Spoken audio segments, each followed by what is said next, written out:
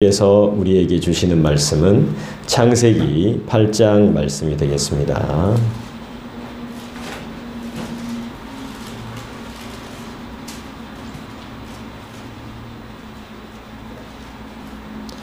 창세기 8장 6절부터 12절까지 말씀을 우리 함께 보시겠습니다. 창세기 8장 6절부터 12절까지 말씀이 되겠습니다. 우리 한 절씩 교독합니다. 제가 먼저 읽겠습니다. 40일을 지나서 노아가 그 방주에 낸 창문을 열고 까마귀를 내놓으며 까마귀가 물의 땅에서 마르기까지 나라 잉태 많이하였다. 그가 또 비둘기를 내놓아 지면에서 물이 줄었는지를 알고자 하매 온 지면에 물이 있으므로 비둘기가 알고지 못하고 방주에 들어가 그에게 오는지라. 그가 손을 들며 방주 한 자기에게 또 7일을 기다려 다시 비둘기를 방주에서 내놓으매 저녁 때에 비둘기가 그에게 들어오는데 그 입에 가는 나무새 잎사귀가 있는지라. 이에 노아가 땅에 물이 줄어든 줄을 알아서 12절을 같이 읽을까요?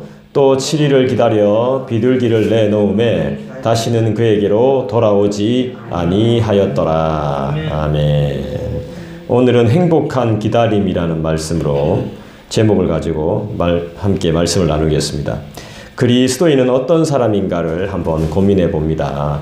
눈에 보이는 것보다 귀에 들리는 소리보다 생각을 넘고 마음을 넘어 듣고 보는 사람들 아닌가 생각해 봅니다. 때로는 꿈으로도 하나님께 응답받을 수 있고 또 때로는 우리가 말씀을 보면서 하나님의 응답을 받습니다. 더 무엇보다 이 세상에서 중요한 것은 하나님의 말씀을 우리가 깊이 연구해야 된다는 것입니다. 하나님의 말씀을 자제하라, 이 말은 성경적인 말이 아닙니다. 어떻게든 하나님의 말씀을 붙들어야 되고 지나치다 싶을 정도로 하나님의 말씀에 귀 기울여야 되고 기도해야 되는 줄 믿습니다. 사람들이 볼 수 없는 것을 보고 들을 수 없는 소리를 듣는 자들이 그리스도인인데요. 그러기 위해서는 기도하고 말씀에 전무해야 되는 것이죠. 그렇다면 하나님은 어떤 분이십니까? 우리에게 말씀하시는 하나님이시죠. 지금 우리가 하나님의 음성을 귀로 들을 수 있다면 너무나 좋겠지만 귀로 듣는 분도 계시겠지만 그렇지 않다면 우리는 말씀을 깊이 파고 들어야 되는 것입니다. 나를 통해 다른 사람에게 말씀하시는 것보다 나 자신에게 먼저 말씀하시는 하나님을 경험해야 됩니다. 내가 온전하지 않기 때문에 온전하지 않은 나를 통해서 먼저 다른 사람에게 말하게 하시는 것이 아니라 나의 연약함을 보게 하시며 기도하게 하시는 분이 바로 하나님이시죠. 우리가 나의 연약함을 먼저 보는 것입니다. 그리고 하나님의 나를 소망하며 우리는 기다려야 하는 사람들임을 믿습니다. 그래서 행복한 기다림이라고 제목을 정해봤습니다. 기다림은 전혀 행복하지 않습니다. 그죠? 기다리면 언제 올지 아는 기다림은 행복하죠. 그런데 언제 올지도 모르면서 계속 기다리는 것은 정말 불행한 일입니다. 행복하지 않죠. 그러나 우린 어떻게 해야 됩니까? 기다려야 됩니다. 그리고 기다리는 이 순간을 어떻게 생각해야 됩니까? 행복으로 삼아야 된다는 것입니다. 왜냐하면 이유가 있습니다. 우리의 신앙의 선배이신 노아가 그렇게 했기 때문입니다. 하나님이 디자인하시고 하나님이 명령하신 대로 방주를 만들었습니다. 그리고 긴 시간을 소망으로 기다린 사람이 바로 노아입니다. 우리가 상상할 수도 없을 시간을 이 사람은 기다리면서 하나님의 명령을 따르고 하나님의 뜻을 따르고 또 하나님을 드러내면서 살았습니다. 뭐하냐? 노아쌤, 노아 할배, 노아 아저씨 뭐합니까? 이렇게 물으면 하나님의 명령하신 것을 나는 지금 지키고 있습니다. 이렇게 살았습니다. 이게 뭐예요? 하나님을 드러내는 삶인 거예요. 제가 조금 놀랐어요. 우리 바자회 하고 나서 저는 이제 바자회를 하지 말아야 되겠다 이렇게 생각했거든요. 동네에 피해를 주는 것 같다 이렇게 생각했어요. 근데 동네에 소문이 났답니다. 교회에서 바자회 한다고. 예. 깜짝 놀랐습니다. 사람들이 티는 안 내지만 다 알고 있는 겁니다. 저는 사람들이 알고 있다라고 전혀 생각하지 못했습니다. 관심이 없다라고만 생각했어요. 그런데 사람들이 알고 있습니다. 근데 알고 있는 것만으로 안 됩니다. 알고 있는 건 그냥 일반적인 은혜일 뿐이죠. 그런데 특별한 은혜를 받으려면 어떻게 해야 됩니까? 관심을 가지고 와야 되는 겁니다. 그 방법밖에 없습니다. 관심을 가지고 방주 안으로 들어가야 구원을 받듯이 관심을 가지고 하나님께로 나와야 구원을 선물로 받습니다. 하나님이 디자인하시고 하나님이 명령하신 대로 방주를 만든 노아의 삶. 우리가 노아의 삶을 배워야 되죠. 맞죠? 우리가 예수님을 왜 믿죠? 예수님을 닮기 위해서 믿죠. 그것처럼 노아의 삶도 배워야 되는 것이죠. 이왕에 예수 믿었으면 예수 한번 닮아봐야 되는 거 아닙니까? 이왕에 예수 믿었으면 예수 한번 닮아봐야죠. 그게 우리의 삶의 목적이 되어야 되는 거죠. 방주 안은 주님께만 소망을 두어야 되는 삶입니다. 교회 안은 누구에게만 소망을 둬야 됩니까? 하나님께만 소망을 둬야 돼요. 그건 당연한 거예요, 여러분. 상식이에요. 누가 우리에게 그렇게 말해준다고 해서 그게 하나님의 음성이 아니고 그건 상식이에요. 신앙적으로요. 교회에 왔다는 건, 이제 교회에서 신앙생활 한다는 건, 믿음을 가졌다는 건 예수 닮아 보겠다는 목적을 가지게 되는 거예요. 방주 안은 다른 것에서는 이제 소망을 둘 수 없어요. 방주 안에 들어가게 한 분의 말만 들어야 돼요. 그분이 말하시기까지, 그분이 명령하시기까지, 닫으신 그분이 열어주실 때까지 아무것도 못해요. 그분만 기다려야 돼요. 감옥도 마찬가지잖아요. 나를 그 안에 집어넣은 사람이 나를 빼줄 때까지 기다려야 되는 겁니다.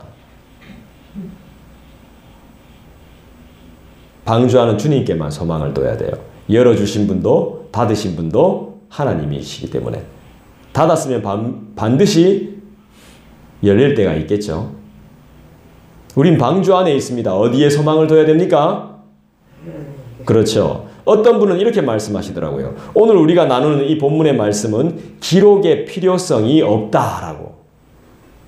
무슨 뜻인지 정확히는 모르겠지만 뭐 이유가 있겠지만 저는 이제 거기에 동의하지는 않습니다. 필요하니까 이 말씀이 들어있겠죠. 반복되는 것 같고 중간을 이어주는 말씀이라 막 굳이 삭제하고 생략해도 될 것 같은데 물론 뭐 그래도 되겠지만 저는 또 그렇게 보지 않습니다.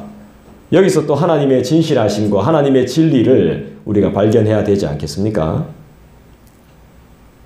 홍수 후에 물이 빠지고 있습니다. 땅이 드러나고 잠겨있던 산이 드러나요. 이런 일련의 과정들을 오늘 본문은 다시 한번 소개해요. 여러분 질문 하나 드리고 싶습니다. 결과가 중요합니까? 과정이 중요합니까? 여러 의견이 나올 수 있을 겁니다. 그죠? 결론이 중요하다, 아니다, 과정이 중요하다, 그렇지 않다. 둘 다 중요하다. 여러 가지 의견이 있을 겁니다. 원인 없는 결과가 없고 과정 없는 결론은 없습니다. 원인이 있으면 과정이 있고 결론은 반드시 나오게 되죠. 그냥 결론이 딱 나타나는 게 아닙니다. 뭔가 분명히 이유가 있다는 거죠. 물론 과정을 생략하고 결론과 결과를 미리 알고 싶어하는 마음 충분히 이해할 수 있습니다. 하지만 영화나 드라마를 보더라도 심지어는 예능을 보더라도 뭐 그거 죽는데 뭐 행복하게 잘 살았겠지. 뭐 물론 다 그렇죠. 불행해지던 행복해지던 결과만 알 것 같으면 의미가 없는 거죠. 삶도 마찬가지입니다. 결론이 딱 정해져 있는데 이 결론만 보고 간다면은 삶의 의미가 있어요, 없어요? 없죠. 과정이 중요한 거죠. 과정이 상당히 중요합니다. 결과만 알게 되면 캐릭터와 연기자들의 활약상과 에너지와 감동과 극복과 승리를 다 알 수 없는 것이 사실입니다. 애들 크는 중간 과정 못 보고 다 커놨는 것만 보면 얘가 어떻게 이렇게 자라왔는지, 어떤 과정을 겪어왔는지, 어떻게 극복해왔는지 알 수 없잖아요, 아무것도. 물론 뭐 나중에 결과 때문에 과정은 다 잊어버리게 됩니다만은, 개구리가 올챙이적 생각 못하듯이 다 잊어버리게 됩니다만, 과정은 중요하다는 것이죠. 빼놓을 수 없는 것이라 이 말입니다.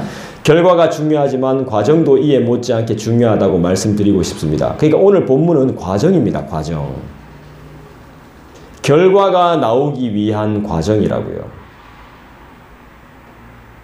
과정에서 뭘 보여주죠?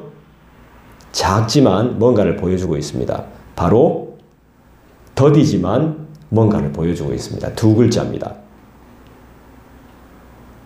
따라하겠습니다. 회복.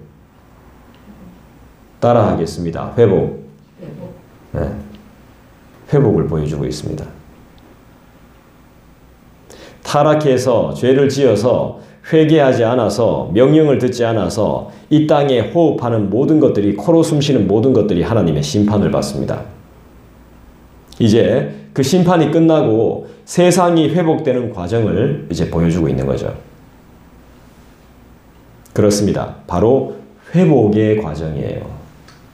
하나님이 어떻게 회복하시는지, 어떻게 말씀하시는지, 어떻게 역사하시는지의 과정을 찬찬히 다시 한번 상기하고 기억할 수 있게 보여주는 장면이에요. 하나님이 회복하실 때 인간은 뭘 해야 돼요? 정답이에요. 너무너무 잘 아는데요. 하나님이 역사하실 때 인간은 할 게 따로 없어요. 기다려야 돼요. 온다 했으면 기다려야 돼요. 모르면 어떻게 해야 돼요? 기다려야 돼요. 모르면 기다려야 돼요. 기다리고 있어야 돼요. 알 수 있을 때까지. 언제까지? 알 수 있을 때까지. 알게 될 때까지 기다려야 돼요. 타락해서 죄를 지어서 회개하지 않아서 명령을 듣지 않아서 이 땅에 호흡하는 모든 것들이 하나님의 심판을 받았어요. 이제 그 심판이 끝나고 세상이 회복되는 과정을 보여주고 있습니다. 회복되는 과정이죠. 하나님이 어떻게 회복하시는지, 어떻게 말씀하시는지, 어떻게 역사하시는지. 여러분, 하나님은 어떤 분이시죠? 회복시키시는 하나님이시죠. 우리 하나님은 회복시키세요. 그냥 안 써요. 반드시 회복시키셔요. 어떻게? 더 좋게 회복하셔서 인도하십니다. 죄를 지어서 타락했지만 우리가 감당할 수 있는 징계로 또다시 기회를 주시며 회복시키시는 하나님을 믿습니다. 그리고 회복되어질 때까지, 완전하게 회복되어질 때까지 기다려주시는 하나님이심을 믿습니다. 인간과 동물들이 조급할 뿐이지 하나님은 전혀 조급하지 않습니다. 언제 오노, 언제 되노, 언제 준단 말이고, 이러면서 인간만 조급하지 하나님은 전혀 조급하지 않아요. 정말 완벽한 모습일 때까지 기다려 주시는 겁니다. 그렇다고 해서 아직도 안 완벽하네, 아직도 멀었다 이러면서 손가락질하고 욕할 필요 없습니다. 자기 자신도 마찬가지잖아요. 자기 자신도 그렇게 완벽하지 않잖아요. 세상 사는 게 다 똑같더만요. 에? 가리어져서 안 보일 뿐이지, 문 닫아서 안 보일 뿐이지, 저 오줌 누고 있는 거잖아요. 에? 문 닫으니까 안 보일 뿐이지. 에? 세상 사는 거 진짜 별거 없더만요. 에? 저는 책 내신 목사님이라 그래서 정말 인격이 훌륭하시고 인성이 훌륭하시고 정말 대단한 분이신 줄 알았는데 그분도 별 수 없더만요. 자기의 별 수 없음을 그대로 고백하시더만요. 부산에서 대구까지 와야 되는데 앞에 차가 너무 알짱알짱 거리니까 알짱알짱 거린다고 표현하시더라고요. 너무 힘들었다 말하면서 1시간 반 만에 올 수 있는 거리를 2시간 만에 왔다라고, 짜증이 너무너무 많이 났다 이렇게 표현하시더라고요. 여러분, 고속도로를 달리면, 여러분 운전 다 하시니까 고속도로 가면 1차선은 무슨 차선입니까? 추월 차선이죠. 그죠? 버스 차선이 아니라 추월 차선입니다. 그런데 아무것도 모르는 초보 운전자들은 계속 1차선으로 달립니다. 1차선은 추월 차선입니다. 그죠? 다른 차를 추월하기 위해서 급한 사람이 추월해서 가는 차선이 1차선입니다. 그러면 나머지는 어느 차선으로 가야 돼요? 2차선, 3차선, 4차선으로 가야 돼요. 모르면 계속 1차선으로 가게 돼요. 천천히. 맞죠? 그때 뒤따라가면서 앞에 사람이 빨리 안 가니까 뒤따라가면서 안에 있는 사람은 뭐라고 말할까요? 뒤따라가는 사람은, 급한 사람은 뭐라고 말하게 될까요? 원망? 우리 성도들은 진짜 다 인격이 좋아. 욕하면 막 진짜. 지금 그대로 표현하시는 분들이 다 여러분들의 마음이에요. 욕이 나오더라는 거죠. 욕을 막 했대요, 목사님이. 막 욕을 했대. 차 창문 열고 안 열고? 안 열고. 안 열고 하면 무슨 소리 하는지 모르죠. 우리가 다 똑같은 겁니다. 창문만 안 열었다 뿐이지 안에서 다 욕하고 마음 상하고 짜증내고 그렇게 하더라는 거예요. 사람 사는 게 별 수 없습니다. 별거 아닙니다. 따지고 보면. 그렇게 대단하지 않다는 것이죠. 인간과 동물들이 조급할 뿐이지 하나님은 전혀 조급하지 않다는 겁니다. 준비가 될 때까지 기다려줍니다.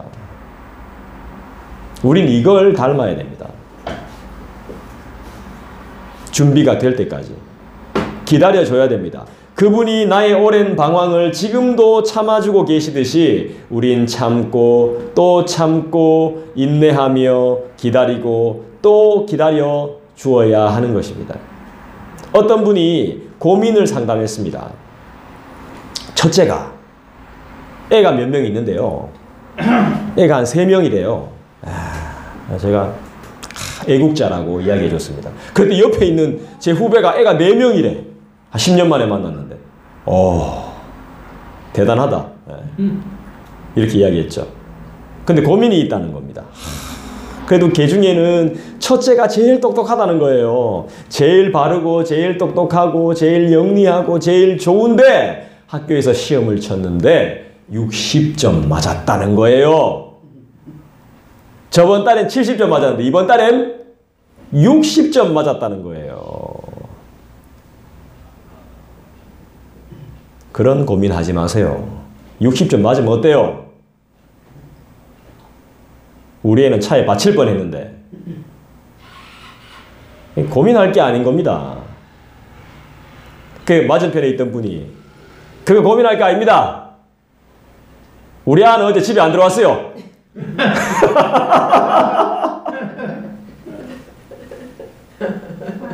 깜짝 놀랐어요, 제가. 아무것도 아닙니다, 그거. 그래서 초면에 막. 우리 아는 집에 안 들어왔다 카요, 어제. 그 옆에 있는 사람이 또 그것도 아무것도 아닙니다. 또 뭐지? 우리 아는 교회 안 나온답니다. 그래서 막 1년 됐다, 1년 하면서.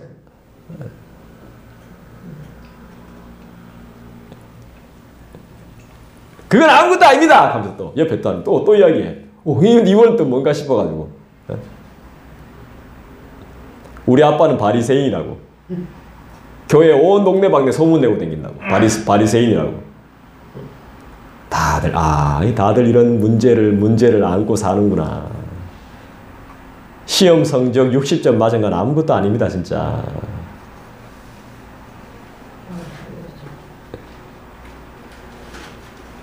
성적 떨어진 건 아무것도 아닙니다. 그 사람한테 심각한 문제겠지만 아무것도 아니에요. 어젯밤에 안 들어와 보세요. 이런 연락되면 야 60점 맞아도 된다. 빨리 집에 들어와라. 이렇게 할 거 아닙니까?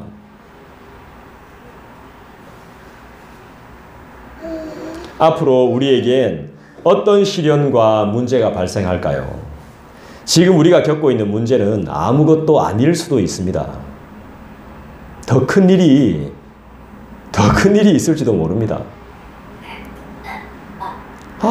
우리 애 밥 안 먹어요. 아무것도 아닙니다. 그 문제. 더 큰 문제가 기다릴 수도 있습니다. 우린 무엇을 준비해야 될까요? 마음을 준비해야죠. 네. 언제 어떤 사람이 올지 모르기 때문에 우리는 마음의 준비를 늘 하고 있어야 되는 거예요. 어떤 마음으로 살아가야 될까요? 그리고 우리는 어디에 살아야 되죠? 이런저런 고민 끝에 저는 나름의 결론을 얻게 됩니다. 이런 고민의 과정 없이 결론은 없다는 것입니다. 좋은 학교를 찾아가서는 안 된다는 겁니다. 무조건 서울로 가면 안 된다는 거예요. 강남이 아니라는 거예요. 우리 대구에는 좋은 대학이 많아요. 영남에서 최고로 좋은 대학, 영남대. 경북에서 제일 좋은 대학, 경북대. 개중에 최고의 대학, 계명대. 마지막으로 대구에서 제일 좋은 대학, 대구대. 다 있죠. 이거 찾아서 가면 안 된다는 거예요, 여러분. 돈이 많은 좋은 도시로 가서는 안 된다는 거예요. 우리 어디로 가서 무엇을 하면서 살아야 되는 걸까요? 결론은 간단합니다. 우린 주님이 명령하시는 대로 가야 됩니다. 할렐루야. 아멘. 다른 사람들은 서울로, 강남으로, 수성구로, 제가 저번 주에 처음 알았습니다만 상인동으로, 수성구 다음이 학구열이 높은 데가 상인동이라며, 상인동으로 이사가고 사교육으로 정말 머리 터지게 공부하는 그 순간에 우리 뭐 해야 됩니까? 그렇습니다. 말씀이 있는 곳으로 가야 됩니다. 말씀이 이끄는 곳으로 가야 돼요. 그곳이 아무도 없는 땅이라 해도 우린 그곳에서 살아야 돼요. 그 말씀으로 사는 곳으로 가야 돼요. 그 말씀으로 1등하고 그 말씀으로 기도하고 그 말씀으로 준비하고 그 말씀으로 먹고 살아야 됩니다. 아멘? 서울이 아니고 강남이 아니고 어디? 하나님의 말씀이 있는 곳.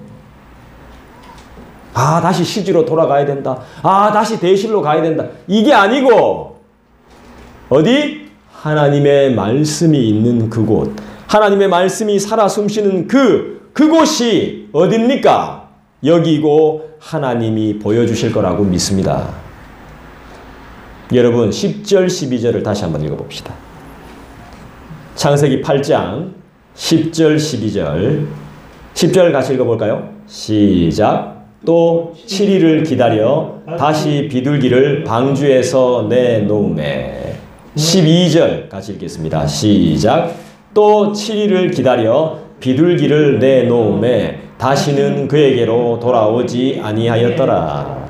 비둘기가 어떤 동물이고 까마귀가 어떤 동물이고 까마귀가 나가서 안 들어오고 비둘기는 다시 들어오고 이런 거 상관없어요. 뭐가 상관있죠?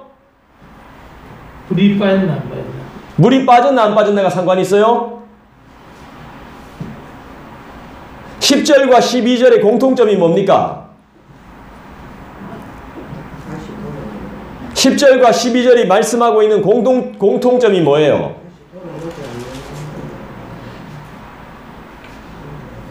따라합시다. 기다려. 기다려. 네. 기다림입니다. 기다림. 며칠 기다립니까? 7일. 공통으로 등장하는 단어 10절 12절이 공통적으로 등장하는 단어는 바로 기다림입니다. 또 7일을 기다려. 또 7일을 기다려. 또 기다려. 기다려. 우리가 해야 될 일은 뭐? 기다리는 거예요. 기다리는 거. 언제까지? 하나님이 말씀하실 때까지. 노아는 몇 살에 방주에 들어갔죠? 네, 기다려줄게요. 말할 때까지 기다린다. 600살. 네, 600살에 들어갔습니다. 몇 살에 나왔을까요? 기다려줄게요. 말할 때까지 기다린다. 몇 살에 나왔을까요? 몇 살에 나왔을까요? 601살에 나옵니다. 601세에.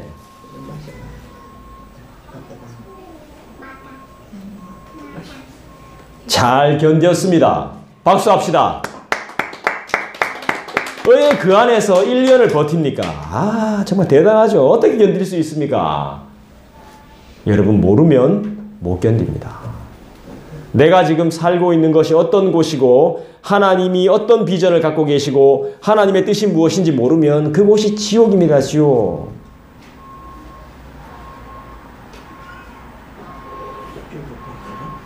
내가 지금 우리 교회 여기 오기 싫은데 누가 여기 교회 오고 싶겠어요?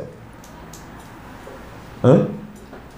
하나님이 어떤 뜻을 가지고 계신지, 어떤 계획을 가지고 계신지, 어떤 비전을 가지고 계신지 알지 못하면 이것이 재미있겠어요?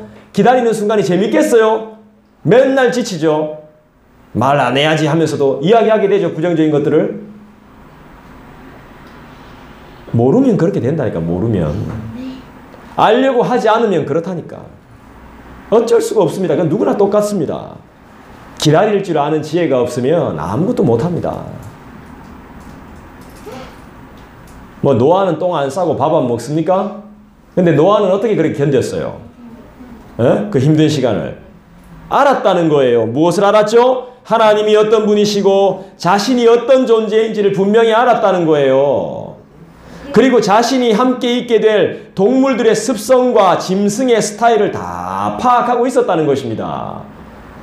방주를 만드는 그 기간 동안에 농사 짓고 짐승들 보면서 가축들 보면서 어떻게 먹고 살아야 될지, 이 가축들을 어떻게 관리해야 될지, 가족들과 어떻게 지내야 될지를 깊이 고민하고 공부했다는 겁니다. 그런 과정 없이 그냥 방주 안에 들어가지 않았다는 거예요. 하나님도 그렇게 그냥 집어넣지 않았습니다. 우린 지금 준비되어져 가고 있습니다. 특별한 거 없습니다. 마음으로, 생각으로. 엉뚱한 데 돈 쓰지 마십시오.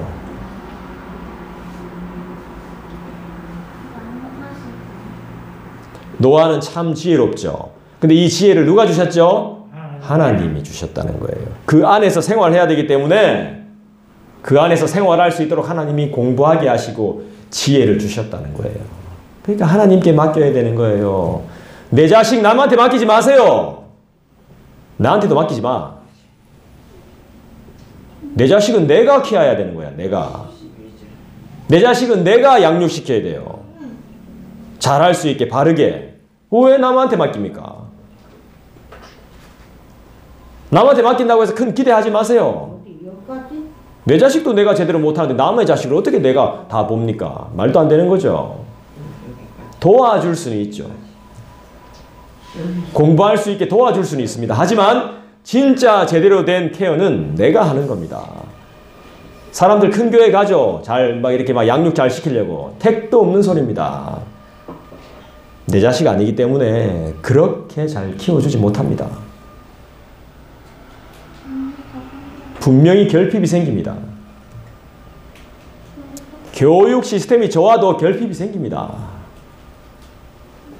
여러분은 내 자녀에 대한 특별한 계획과 목적을 가져야 됩니다. 그래서 내 자녀를 양육하는 겁니다. 그런데 다른 곳에서는 특별한 계획과 목적을 가지지 못해요. 그냥 거기에 맞춰가는 거죠.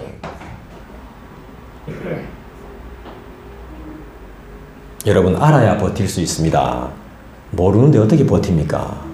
그 안 생활을 노아는 알고 있었을 겁니다. 아마 하나님이 다 보여주셨을 겁니다. 성경에 나오진 않지만. 이 안에서 헝금함과 같은 곳입니다. 저 껌껌한데 저 어떻게 저 안에 들어가 있을까요? 1년 동안. 우리 들어가 있으라고 하면 들어가 있을 수 있겠어요? 미리 다 준비하고 해보고 경험해보고 하나님이 경험시켜 주시고. 우린 지금 그런 과정들을 겪고 있는 것입니다.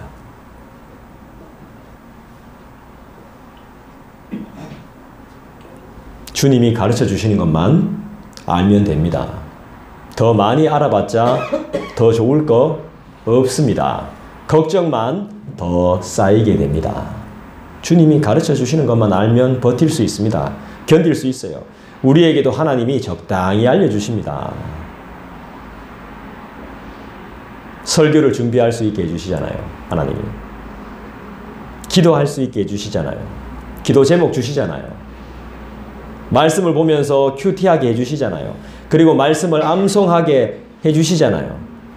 이것을 우리는 뭐라고 부르죠? 은혜라고 부르죠.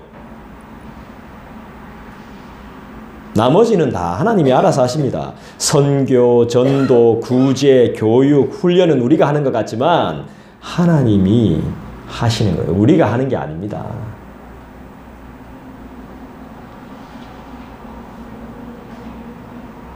그럼 우리가 해야 될 건 뭐예요? 기다리는 거예요. 마음에 준비하고 생각을 정리하고 기다리는 거예요. 기다리는 거. 언제까지? 주님이 응답하실 때까지. 괜히 우리가 설치면 에너지만 낭비합니다. 소모하게 됩니다. 역사하실 때까지 기다리고 또 기다리는 것입니다. 주님이 알려주시는 대로 하면서 살면 되는 것입니다. 우리가 가야 할 곳은 말씀이 있는 곳으로 가야 됩니다. 바른 말씀이 있는 곳. 11절을 보겠습니다. 11절을 읽어봅니다. 시작. 저녁 때에 비둘기가 그에게로 돌아왔는데 그 입에 감람나무 새 잎사귀가 있는지라 이에 노아가 땅에 물이 줄어든 줄을 알았으며 물이 줄었다는 것을 알게 됩니다. 지금 상황이 어떠한지 알아야 삽니다. 지금이 무슨 상황인지 아니면 죽어요. 지금 내가 무엇을 해야 하는지 알아야 됩니다. 그리고 내가 지금 무엇을 할 수 있는지 하나님이 나에게 무엇을 원하시는지 알아야 된다는 겁니다. 이제 노아는 무엇을 해야 되는 걸까요? 물이 빠졌다는 걸 알게 됐는데 이제 노아는 뭘 해야 될까요? 그럼 우리는 무엇을 해야 되겠습니까? 말씀 붙들고 기도해야 된다는 겁니다. 우린 지금 한 영혼을 놓고 기도해야 됩니다. 우리 알고 있습니다. 뭐가 걸림돌인지, 뭐가 막힌 담인지 우리 알게 됐다는 겁니다. 겉과 속이 다르다는 걸 우리는 알게 됐다는 겁니다. 창문을 닫아놓고 안에서 무슨 일을 벌리고 있는지, 무슨 말을 하고 있는지, 무슨 생각을 하고 있는지 알게 됐다는 겁니다. 그때 뭐 해야 됩니까? 말씀 붙들고 그 영혼을 위해 기도해야 된다는 것입니다. 그래야 그 영혼이 변화됩니다. 하나님의 마음을 갖고 예수 닮으려고 신용이라도 합니다. 변화시켜 주시옵소서. 주님을 떠났던 영혼이 다시 돌아오게 하여 주시옵소서. 우리의 입술에서 거짓이 사라지게 하시고 죄로 물들었던 우리의 심령이 하나님의 은혜로 회복을 경험하게 하여 주시옵소서. 기도하고 기대하고 생각을 정리하고 마음을 다잡고 기다려야 합니다. 할렐루야. 개인적으로 기도하겠습니다. 오늘 하나님께서 우리에게 동일한 음성을 허락하셨습니다. 하나님이 우리에게 기도해야 할 분명한 제목을 허락하셨습니다. 우리 시간에 말씀을 기억하시면서 다 같이 개인적으로 기도하는 시간 갖겠습니다.